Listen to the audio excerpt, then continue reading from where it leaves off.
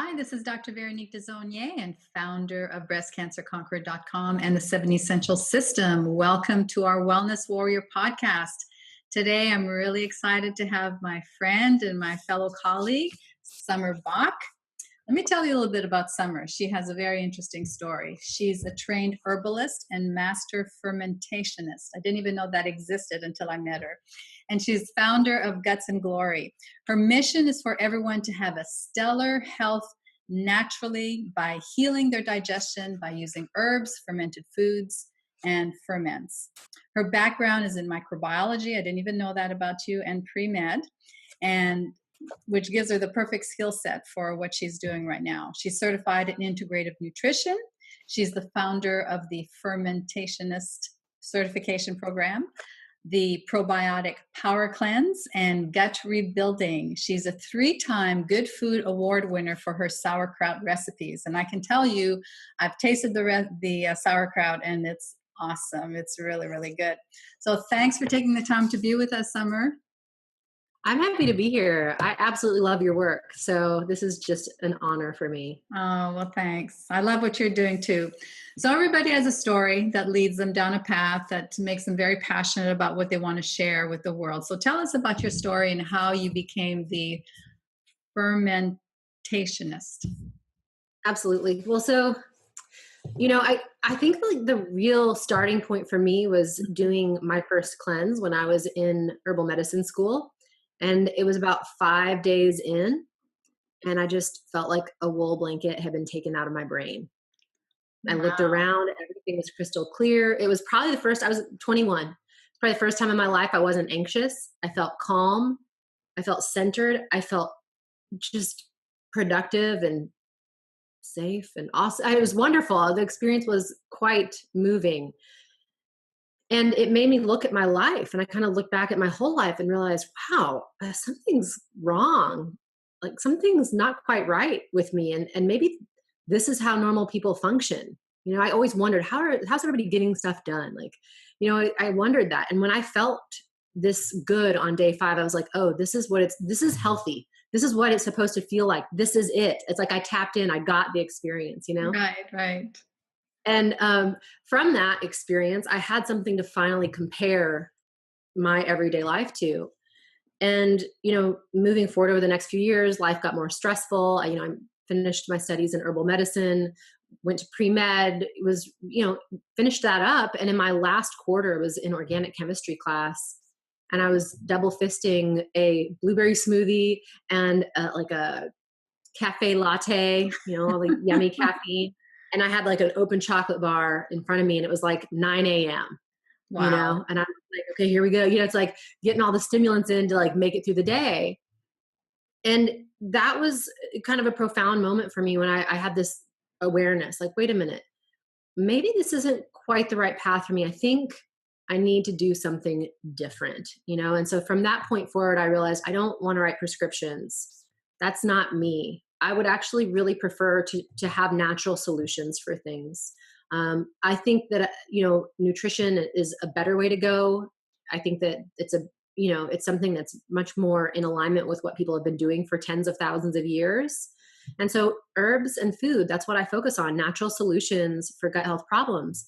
But, while I was in the midst of these studies, I was really stressed out. And year after year, as I was progressing through college, I was getting sicker and sicker. I was getting further from this experience that I had on the cleanse. And I had panic attacks probably 3 to 5 times a week.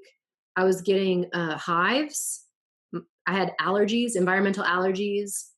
My eyes would swell up really big. My nose was running. I was just itchy all over. I was so uncomfortable. I literally had fantasies at night laying in bed of like unzipping my skin and just being able to take it off. Wow. Like I didn't want to die. It wasn't like morbid. I don't mean it from a morbid. I felt so itchy and uncomfortable inside. I just wanted to take it off. And it was awful.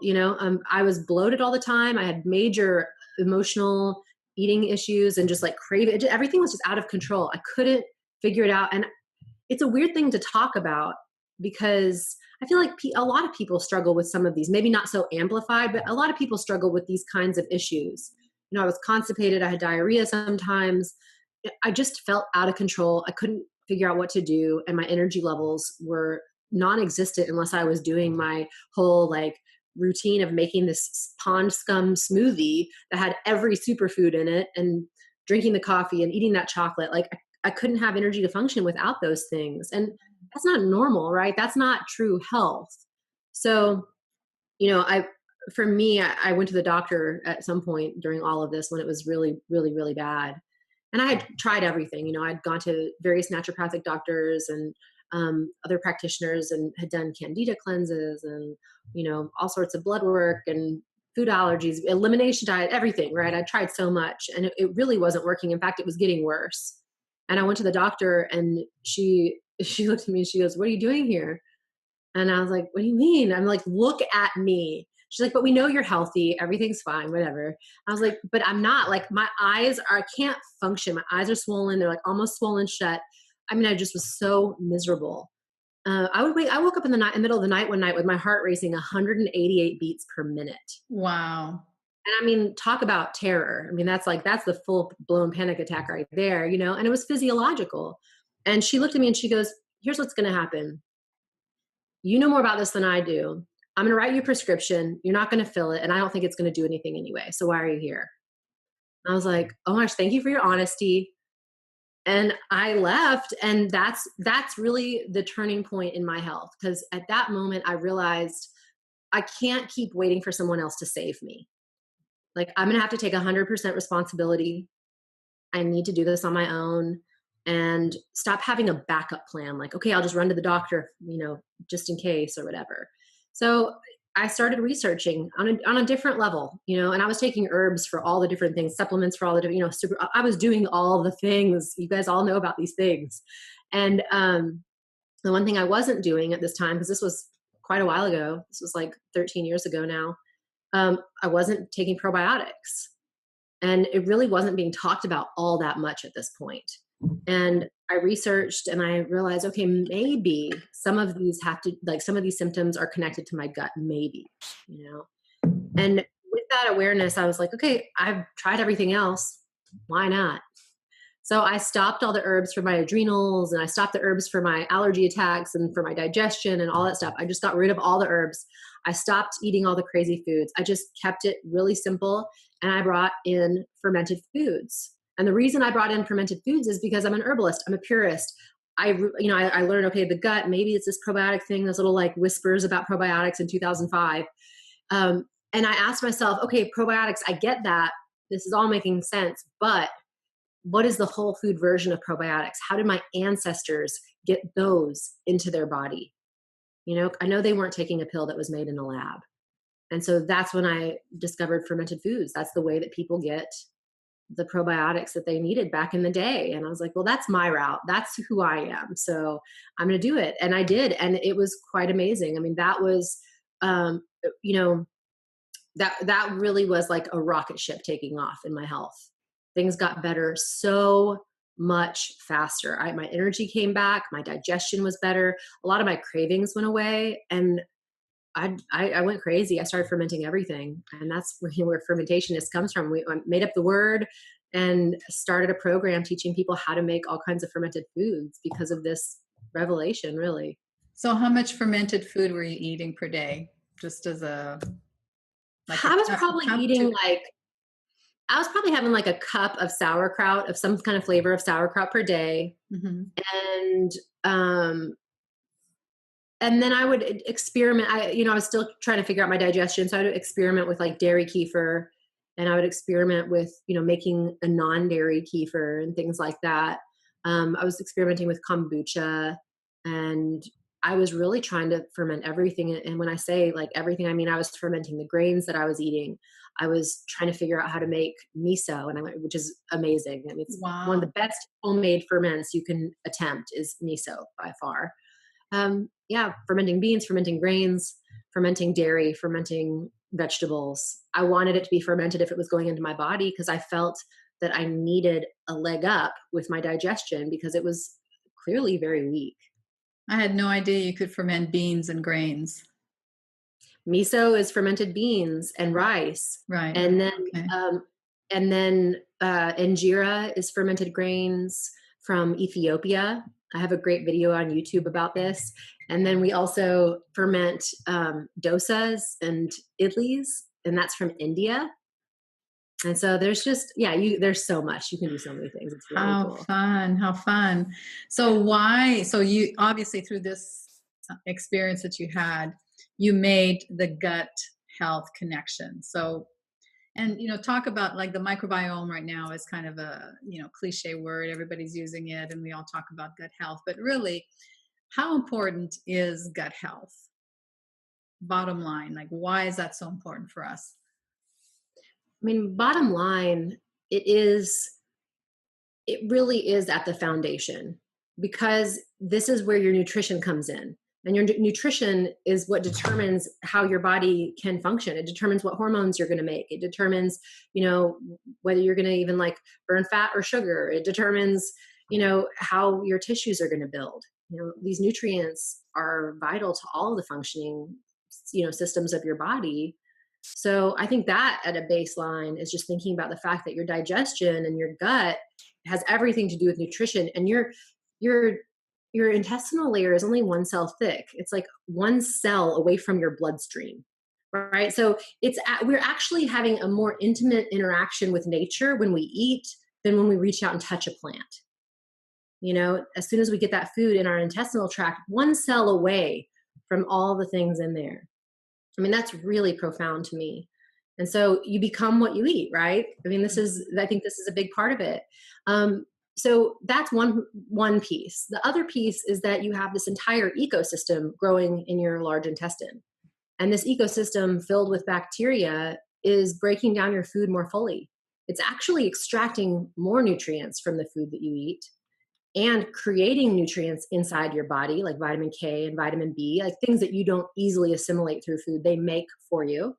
And then also these organisms produce natural organic acids that are antimicrobial, that kill off pathogenic organisms and prevent bacteria from living there that really shouldn't, or they keep certain organisms in check. They're like, you can live here, but you have to stay floating around. You can't root down in here and get, line the intestines, right? So there's this whole ecosystem that's really, we don't even know the percentage of what they contribute to our overall health, because it depends on what you're talking about, right? Mm-hmm. I mean, apparently they like if your short chain fatty acid production is optimal, they're making 8% of your energy levels, or your energy intake. 8% should be short chain fatty acids. 8%, like that's a huge amount of energy that they're producing by breaking down fiber in food. And in America today, we eat a substantially inadequate amount of fiber. The food needed to feed these bacteria so that they can create the energy for us to really thrive. Amazing. So interesting to me. There's also a connection. There's all different kinds of microbiomes in the gut, and there are specific microbiomes that actually affect women specifically. Well, I'm assuming men too, but when women, since we're talking about breast cancer, prevention of breast cancer, can you touch on that a little bit so that our audience can understand from a hormonal aspect and the xenoestrogens that we're exposed to in our environment, how that can have such an impact? Well, I mean, one of the main ways is that with the bacteria living in our gut, they actually interact with hormones in the body. And, they interact with thyroid hormones is a really big one, actually. And, reproductive hormones, testosterone, estrogen. And these bacteria actually help to break it down and get it out of the system, out of the body, so that you can eliminate it. And so if the microbiome is interrupted through antibiotics, stress is actually, I think stress might be the number one interrupter of the microbiome. I really do. At this point in time, I really strongly believe that based on what I've seen. And also just inadequate food, like the wrong foods, the foods that aren't feeding the bacteria. So, those three things will interrupt it. And then at that point, estrogen ends up dominant. Your body can't excrete it efficiently. And it can even mess with the testosterone levels. There's some connections with endometriosis and having the improper gut bacteria. Mm-hmm. So, I mean, this is a big deal. And I can speak, I mean, I can also say that in terms of bacteria that support estrogen, release and breakdown, which is so key because you mentioned these foods, like we have these foods with I guess the plastics with xenoestrogens, and then we have phytoestrogens from plants. When these come into the body, you have to be able to break those down too, right? Mm-hmm. And so across the board, what we found is that Lactobacillus species are the best at breaking down the estrogens. So Lactobacillus species, thankfully, are in fermented foods. So this is a really good source, right? So, if somebody is going more towards the probiotic supplement realm, they would go for like, a broad spectrum Lactobacillus. But, I would say my top favorite recommendations would be kimchi. I love kimchi because it has ginger and garlic in it, and those are just outstanding for balancing a microbiome. So, and the chili flakes actually help to increase the growth of lactobacillus. So if you like spicy kimchi, one of my favorites, sauerkraut or any of the other fermented vegetables are going to have various lactobacillus species. And then also kefir. I'm a huge fan of kefir. And so, you can do a dairy kefir or a water kefir, coconut kefir. It's kind of up to you to pick. I am personally not a big dairy eater, but I still believe, based on the research and based on, I think it's like more of a cultural thing, but I still believe that dairy kefir has some of the premier bacteria located in it. So if you are able to eat dairy or it makes sense for your diet, then dairy kefir is way far superior to yogurt. I mean, it's not even a competition. But if dairy isn't something you're doing, maybe you're on, a health journey of your own and it's just too much, then, using like a coconut water kefir is a great option. Mm-hmm. And when we think of dairy, it doesn't necessarily have to be cow. It could also be goat. Right. And now camel's milk is becoming more and more popular. And I've even seen cashew milk kefir. I don't know how effective it is, in comparison, but, so there are options out there. Now, how would people know if they have a healthy gut or not? And I know we really didn't talk about this before we started the interview, but there's the SIBO test, there's Ubiome, there's Viome, there's all these different take home tests now to measure our gut health. What's your opinion on that? Yeah, so there's two different ways you can find out what's going on, how your digestion is. One, yes, take a test, find out. I'm a big fan of that. I mean, I think it's interesting. I think we learn a lot from those tests. I don't think that we learn everything about ourselves, right? A lot of times we go into a test and we're like, oh, I'm going to figure out all the answers. And really you just get one more slice of the pie, to add to this little puzzle. Okay, here, all right, one more slice. So it helps. I think more information is useful. I do those testing on my own self. Like I do those probably around about once a year, just to find out what's going on. How are things, am I still getting it right? It's a good glimpse. And then the other way is looking at your digestion. I mean, just really looking at the actual physical cues. Your digestion should be effortless. It should be easy. Like when you have a bowel movement, there should not be straining. It should just happen. And I call it the golden doodle. That's what we call it in my gut rebuilding program, is the golden doodle. And the golden doodle, really, it means that, you're having a bowel movement. You're done with your bowel movement in less than a minute. Right. And wiping is not necessary. Yep. Like it's not a mess. And I think that's really key because that indicates that the bacteria have actually conjugated the bile acids and made this sticky, slimy, like film that allows everything to pass through your colon easily. If you don't have that, then we know that the bacteria are not balanced. So that's number 2 is the number 1 place to look. That's how you tell if your digestion is working. And I'm actually not a big fan of these automatic flush toilets. I think everybody should just take a look. There's something called the Bristol Stool chart.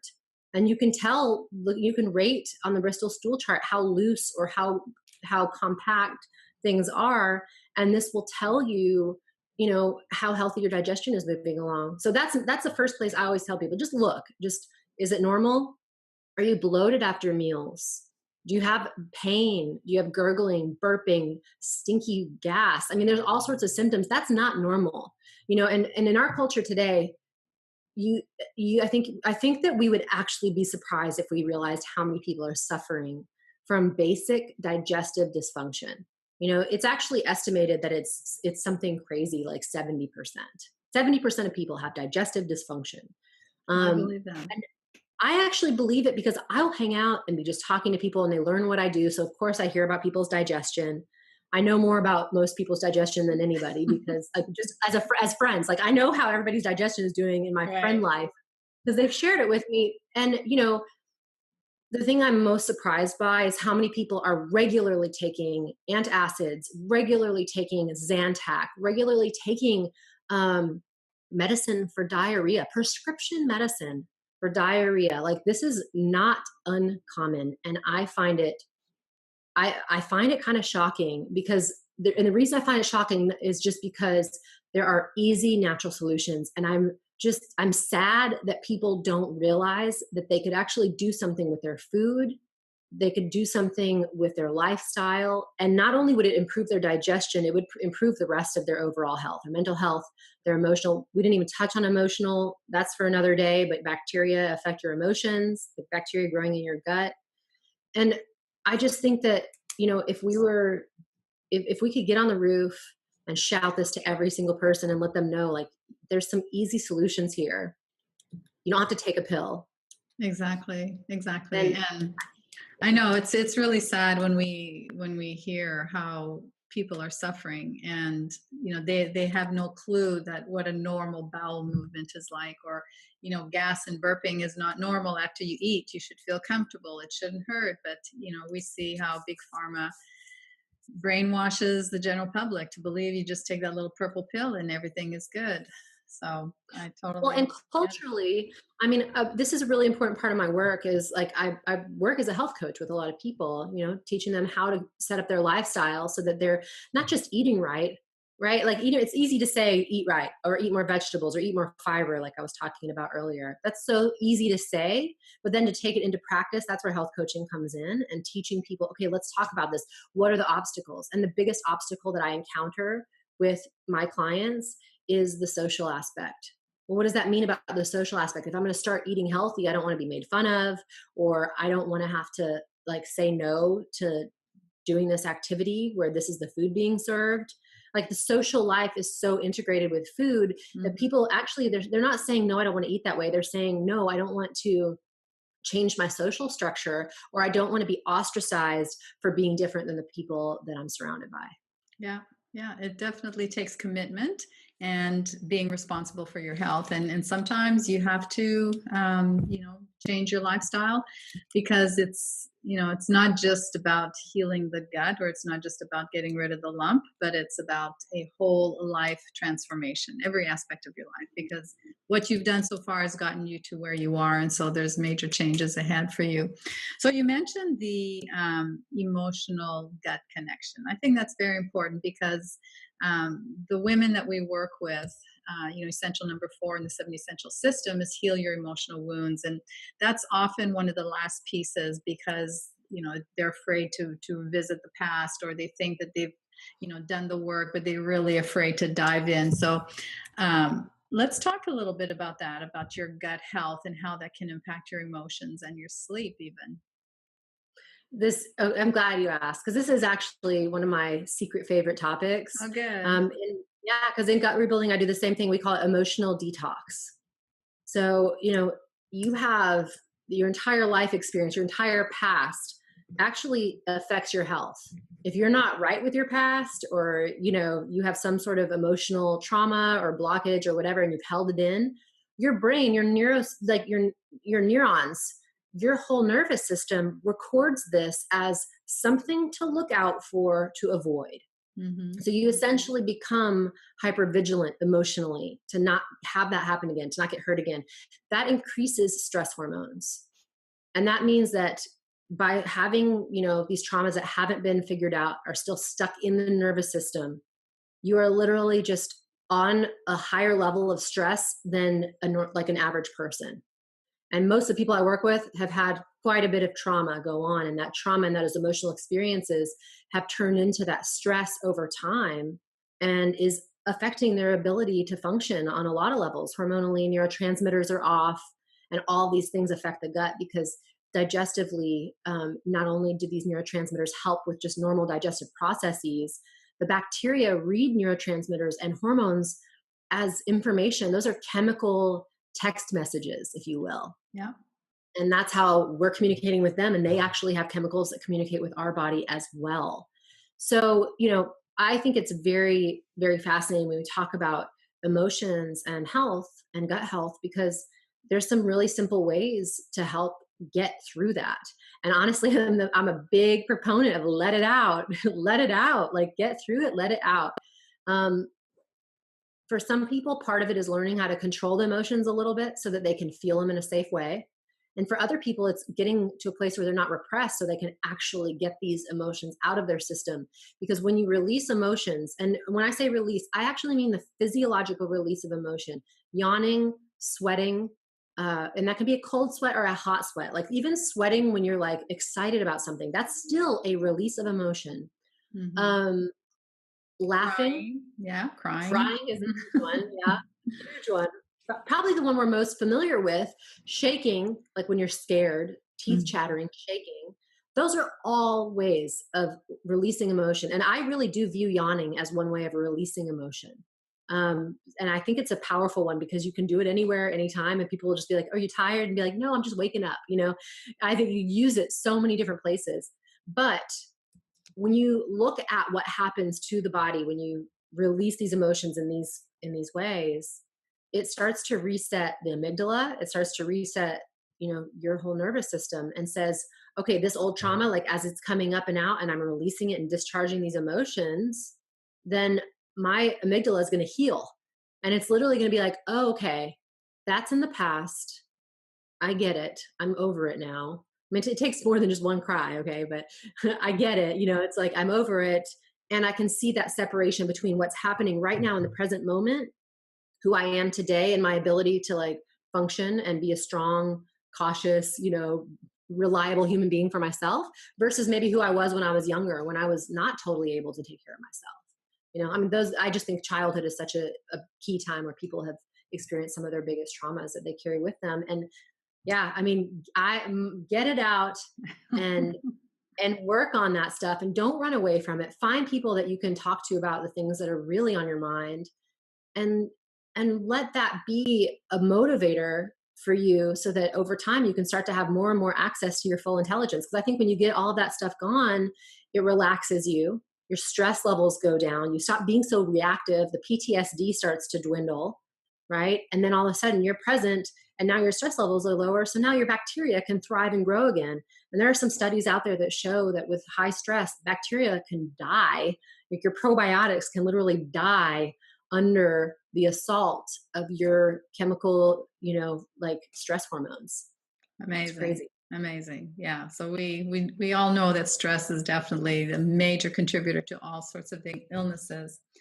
So you mentioned that people should at least try fermenting foods one time at home. They should at least experiment with it one time. And why do you say that? So, yeah, you can go buy them at the store. That's fine. Right.